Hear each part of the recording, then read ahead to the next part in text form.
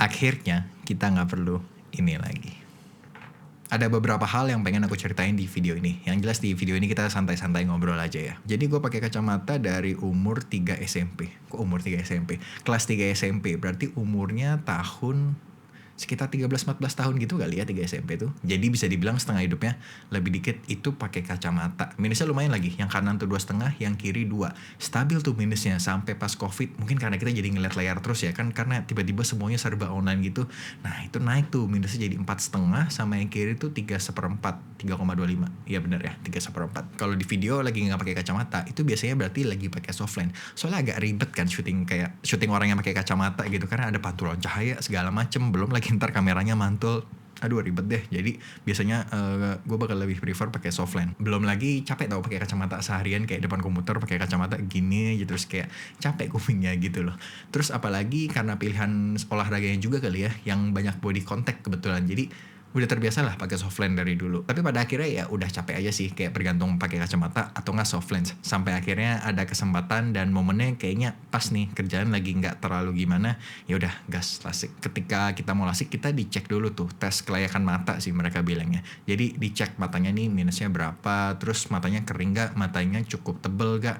Ya intinya dicek lah semua keperluannya, kayak mata ini bisa nggak kita lakukan tindakan lasik. Tapi buat yang suka pakai soft lens, nah kita nggak bisa langsung tuh tes kelayakan matanya. Jadi kita harus nggak pakai soft lens at least selama 2 minggu dulu, baru habis itu kita bisa melakukan tes kelayakan mata tersebut. Jadi setelah 2 minggu terakhir sama sekali nggak pakai soft lens, makanya di video terakhir sebelum ini selalu pakai kacamata karena itu. Jadi setelah 2 minggu nggak pakai soft lens, dicek ternyata matanya semuanya bagus, malahan ketebalannya sangat tebal katanya malah. Jadi dibilang itu malahan, ini jangan mentang-mentang tebel bisa dilasik 2 kali, nanti nggak dijaga baik-baik ya habis lasik gitu. Karena matanya oke, nggak ada apa-apa ya, selang berapa hari setelah pengecekan ngikutin jadwal dokternya lah, dia bisa kapan, ya udah kita operasi beberapa hari setelah itu. Ketika operasi dilakukan ya cepet sih, nggak sampai 15-10 menit juga enggak deh kayaknya, cepet banget dah. Jadi dikasih obat bius tetes gitu biar kita jadi baal gitu ya matanya. Dan prosesnya bukan rasanya doang cepet ya, emang cepet. Kita cuma dimasukin ke mesin laser gitu selama 24 detik. Jadi kita kayak disinari laser di satu titik, nanti kita harus fokus ke titiknya itu. Aduh susah dijelasinnya dah, tapi intinya cepet, simple, dan gak lama. Habis di laser gitu 24 detik kita dikeluarin. Nah berasa tuh tangan dokteran lewat-lewat, kayak mata kita diapain gitu, berasa, tapi kita nggak berasa sakit atau apa ya, cuman kita sadar aja gitu. Sepengertianku intinya kalau mata kita minus atau silinder tuh cahaya yang masuk itu nggak terpantul dengan sempurna, jadi fokusnya tuh nggak bagus lah mata kita ya. Jadi simpelnya proses lasik ini tuh mengubah bentuk kornea kita sehingga cahaya yang masuk lebih, fokusnya tuh lebih pas lah. Mengubah tuh maksudnya gini, anggaplah mata kita bagi 3 bagian ya, depan, tengah, belakang. Supaya cahaya masuk dari depan nyampe di belakang ini dengan pas, bagian tengahnya nih ada yang diambil atau dipotong, ya yang diubah tuh di bagian tengahnya itu. Makanya kalau matanya yang dari sananya udah tipis, jadi udah nggak bisa lagi dilasik, karena kan harus ada yang diambil gitu ya di bagian tengahnya. Atau nggak mungkin bisa, tapi nggak bisa sampai 0 minusnya. Ini prosesnya kalau ada yang salah ngomong, tolong dibenerin ya, karena kemarin pas dijelasin nangkepnya sih gitu soalnya. Efeknya ya jelas, kita jadi bisa melihat dengan lebih jelas tanpa perlu bergantung dengan kacamata. Ini kayak enak banget nih. Katanya sih kita bakal nggak nyaman selama 4-6 jam setelah tindakan gitu ya. Tapi kemarin aku setelah 2 jaman lah kurang lebih, habis itu matanya ya rasanya udah normal. Rasanya doang udah normal ya. Ngelihatnya sih tetap blur, tetap buram gitu lah. Sampai besoknya lah baru lihatnya lebih mendingan. Tindakannya sore BTW, jadi habis pulang ya emang tidur anyway sih. Habis tindakan lasik itu pokoknya selama 2 jam tuh matanya gak enak banget deh.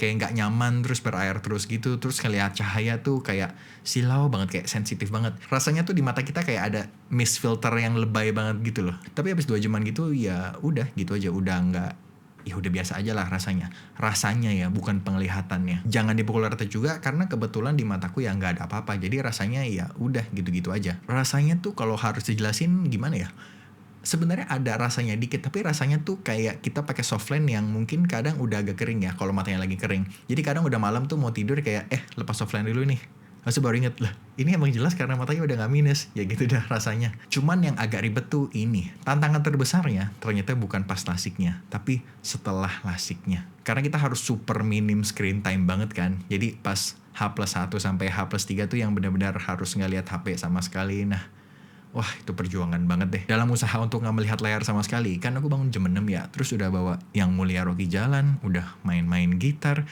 udah nulis ide dan konten skrip. Aku nulisnya sekarang akhirnya jadi di buku nih, semuanya jadi di buku ini nih. Jadi apa ya at least lebih aman lah ya nggak lihat layar lama-lama gitu kan. Tapi intinya udah ngelakuin itu semua, udah tidur, udah bangun lagi, rasanya kayak udah seharian penuh banget. Ternyata baru 3 jam pak, gila. Di situ baru berasa tuh ternyata semua hal yang kita lakukan sehari-hari sekarang ini bener-bener ngandalin layar banget gitu loh, via layar gitu kita nikmatinnya. Kalau bilang nikmatin sebenarnya kayak cuman hiburan ya, tapi sebenarnya nggak cuman hiburan, kayak kita kerja ya dari laptop atau komputer gitu kan, ya dari HP juga bisa. Terus kalau hiburan kayak nonton, main game atau doom scrolling ya lagi-lagi dari TV, komputer, laptop atau enggak tablet HP gitu kan. Lagi-lagi layar. Kadang-kadang saking udah sehari-hari kita lakukan itu, kadang ada momen kita lupa juga yang jadi kayak agak lucu gitu loh. Jadi hari H setelah lasik, gue balik ke rumah orang tua gitu kan. Nah pas packing barang tuh kayak, nanti habis lasik ngapain ya? Takut bosan gak sih di sana? Bawa Switch kali ya. Habis itu baru, lah itu kan layar nggak boleh, gimana sih? Untung nggak jadi dibawa kan. Kalau dibawa rasanya kayak dodol kuadrat banget kan. Di situ juga makin sadar kayak astaga kita semua apa apa layar, ini gimana ya gitu kan. Tapi akhirnya ini kontrolnya udah 2 kali. Jadi kontrol pertama tuh H+1 hari besokannya, dan H+7 seminggu. Baru tadi pagi nih. Sehari setelah tindakan yang kiri recovery-nya udah 90%, yang kanan 80%. Terus H+7 tadi pagi itu yang kiri udah 98%, yang kanan udah 95%. Jadi lumayan banget untungnya dan gak ada masalah apa-apa. Tapi hal paling membahagiakan sebenarnya bukan persentase recovery-nya, tapi selama seminggu setelah tindakan kita tuh tidur sama mandi perlu pakai kacamata khusus gitu loh, kayak goggle gitulah.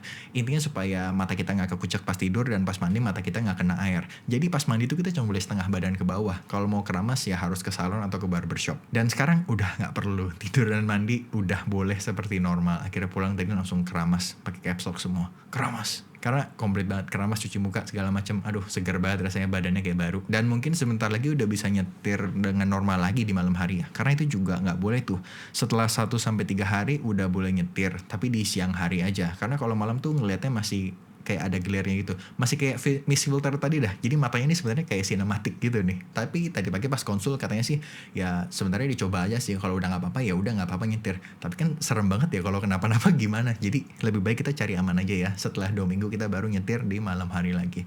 Penyetir yang bertanggung jawab. Dan setelah konsul tadi juga ya akhirnya diperbolehkan lah melihat layar sedikit-sedikit, karena 2026 ya ini pak, kayaknya susah deh kalau lebih lama lagi dari seminggu benar-benar minim layar gitu. Yang penting pastiin aja jangan lebih dari 30 menit dulu, nanti lama-lama baru naikin jadi 40 menit. Jadi ya pastiin aja matanya gak kering gitu-gitu deh. Kan kita dikasih obat tetes tuh ya, ada 2, setiap berapa jam sama setiap berapa jam. Kalau emang lagi banyak di depan layar kemungkinan jadi kering, jadi ya tetesin aja kalau emang berasa kering, gak usah nunggu jamnya gitu loh. Ya jadi boleh, tapi pastiin aja TNC-nya diikutin juga gitu ya, gak sembarangan lah. Karena sayang banget juga kan kalau sampai recovery-nya gak maksimal ataupun minusnya balik lagi gitu kan. Aduh sayang banget gak sih malahan. Jadi yaudahlah, kita sebagai pasien yang baik nurut aja. Ya udah sih, jadi kurang lebih itu aja kayaknya. Jadi harap dimaklumi kalau volume konten di sini IG dan TikTok ya bakal berkurang lah ya. Berkurang banget sih kayaknya ya. Tapi ya kita mulai dari konten simpel-simpel gini dulu lah ya, biar editnya bisa satu juga kan. Sekian update-nya, jadi harap dimaklumi kalau di mana-mana agak menghilang. Ya emang gak sesering itu juga kayaknya sih uploadnya ya. Yaudah, sampai bertemu di video berikutnya, semoga segera. Bye. Apa tanggapan Ade Rocky setelah tapinya dilasik? Halo.